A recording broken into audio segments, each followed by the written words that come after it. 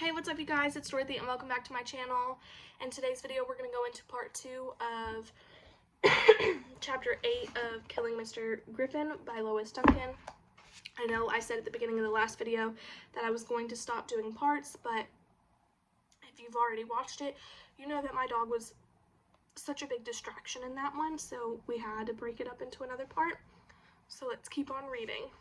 This video may contain sensitive topics and foul language. If you do not wish to continue, please click off the video now. You have been warned. Why should what Mark wants matter so much? We're in this just as much as he is, aren't we? Why shouldn't what we want matter? You don't understand, David told her. Mark isn't like other people. He struggled to find the words he wanted and was unable to do so. Mark was Mark. It was that simple.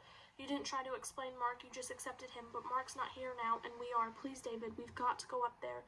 We can't leave him a minute longer. Her words came out in a strangled sob, and David felt his heart twist suddenly within him. Okay, he said gruffly. Okay, you win. Just stop this sniffling, will you? He threw the car into gear and stepped on the accelerator. They didn't talk much during the drive to the mountains. David, whose experience in night driving was almost non-existent, kept his eyes focused on the limited strip of road that lay exposed in the path of the headlights. He was acutely conscious of the girl on the seat beside him. She was sitting very straight and still, and her hands gripped together in her lap. Her head was bent, and her hair fell forward so that when he glanced sideways, he could not see her face. At one point, he asked, "Are you still crying?" "No, not anymore." "Do you want to move over this way?" Wordlessly, she loosened her seatbelt and slid over on the seat so that she was close beside him, her shoulder touching his. She reached up and took off her glasses and wiped the lenses in the front of her blouse. "I didn't mean to make such a big deal," she said in a small voice. "It's just the thought of him up there alone. I know, it's okay." To his surprise, he found he really meant it. At the moment, he felt calmer, better, happier than he had for a long time. The car interior was a world in itself, and he and this girl whom he had hardly known before the past week were its only inhabitants. Outside the car windows, darkness poured past them and drew together behind them, blocking out further reality. I'm sorry, somebody was calling me and I did not know the number. Too many distractions this morning, I guess. With the hands upon the steering wheel and the gas pedal under his foot, David knew a strange, exhilarating sense of freedom. His mother, his grandmother's school, sinks full of dishes, bowls of lime-colored gelatin were left far behind him. What would it be like, he wondered, to keep on driving, to never come back? What if he didn't turn north onto the road, into the mountains, but stayed instead of the highway, following it as far as it went, all the way to the coast? He tried to imagine what it would be like there, the air moist and salty, waves pounding upon sparkling beaches, gulls circling and screaming overhead. "Did you ever hear the ocean?" he asked Susan. Yes, she said, surprised at the question. 2 summers ago, my parents took us to California. Was it nice? We had a pretty good time. The beaches were fun. Then Kevin, my little brother, cut his foot on some barnacles and had to go to the emergency room for stitches. Things like that always happen on our vacations. I've never been to either coast, David said. I was just thinking what it would be like if we kept on driving until we reached the water. Then we could take a ship, Susan said, and go on farther and find an uninhabited island. People back here would think we've disappeared off the face of the earth. You think about things like that too? Someday I'm going to live completely alone in a cabin a million miles away from anywhere and think and read and write poetry and maybe even novels. She paused and then asked tentatively, "Do you think that's crazy, wanting to do that?" "That's not crazy," David said. "My father," he stopped himself. "Yes, he did something like that, I think, just left and went and did his thing without worrying about what people thought. He looked like me. My gram says he did anyway, and there's a picture of him I found, and I remember a little. I remember his hands. They were thin and strong, and were always gentle when they touched me." "Did you ever notice Griffin's hands?" "No," Susan said. "Not really. Should I have?" "I guess there's no reason you should. I've never noticed them myself until this afternoon when we were tying him up, and all of a sudden I got this funny feeling that there was something about his hands that reminded me of my father." "How odd," Susan said. "Shouldn't the turnoff be right along here someplace?" "I think so. It's hard to tell at night." David squinted into the darkness. "Is that it? The road there? The road isn't it?" "Yes, I think it is." "Let's try it," Susan said. "If we're wrong, it just means backing out and starting over." David turned the car onto the dirt trail and inched it forward, the headlights throwing back strange shapes and shadows as trees and bushes and rocks emerged. from the depths of the darkness and crept past them, fell away again as new forms took their places. "It's the right road," he said. "How can you tell?" "I remember how it took a jog to the right. You can't see it now, but there's a big, craggy sort of rock there on the left." "I can't see anything," Susan told him. "Just what's directly ahead of us."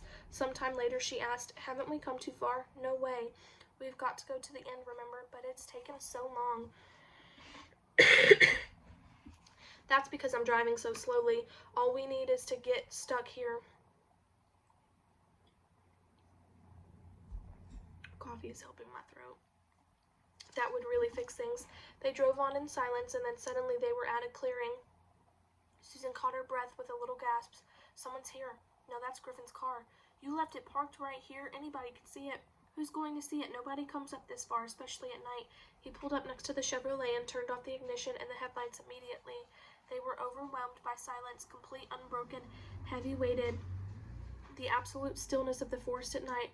For a long moment they sat unmoving. When Susan spoke at last, it was in a whisper. "It's so black. There's a flashlight in the glove compartment. My mom keeps it there in case of emergencies." David reached across her and groped along the dashboard. He located the button and pressed it, and the front of the glove compartment swung down, and he reached inside. For one awful moment he thought the lights were not there, but then he found it. Give me just a second. Sorry, he found a plastic bag. Alright. For one awful moment he thought the light was not there, but then he found it. Shoved back under some papers, he took it out and pushed the door back into place. "Okay," he said. "Are you ready?" Without waiting for her answer, he pulled the handle open on the car door. He got out to his feet, and his feet crunched loudly into dried leaves and dead branches. "Wait," Susan said. "I'll come out your side." And she slid out behind him. For some inexplicable reason, David could not bring himself to slam the car door. The sound would have cut through the stillness like a gunshot. Instead, he let it ease into place, and then he pressed the switch to turn on the flashlight. The thin beam shot ahead of them, illuminating the path entrance. "Okay," he asked. "Okay," Susan said shakily, and then, "Dave, think how terribly dark it must be back where he is. Think how it must be for him lying there all alone, not knowing if anybody's going to come ever. Well, we're here now, so he doesn't have to lie there much longer," David said reassuringly. He took her hand. It felt small and cold in his, and he squeezed it hard. There was no reason for a girl like Susan to be here, frightened and remorseful, staggering around the mountain darkness. Why had he drawn her into this crazy plot? He asked himself angrily. Why indeed had he been drawn into it himself? It had been a dumb idea right from the beginning. People didn't go around kidnapping other people just because they don't like them. There was nothing amusing about it, nothing to be gained by doing it. If anyone but Mark had suggested it, he would have told them he was nuts. But somehow, with Mark, things always seemed so sensible. When Mark looked at you with those odd gray eyes of his, when Mark spoke your name and put his hand on your shoulder. "How long has it been since you did something crazy, just for the hell of it?" Mark had asked him, and it had been as though he had reached straight into him and placed a finger on the open sore at the core of his soul. After that, things had happened so fast there had been no time for reconsidering. It had all been there before them, laid out the way it should go. He had been swept up by the plan, and completely as though it had been his own. He thought of calling Susan, or had he? Was it he or someone else who had suggested that?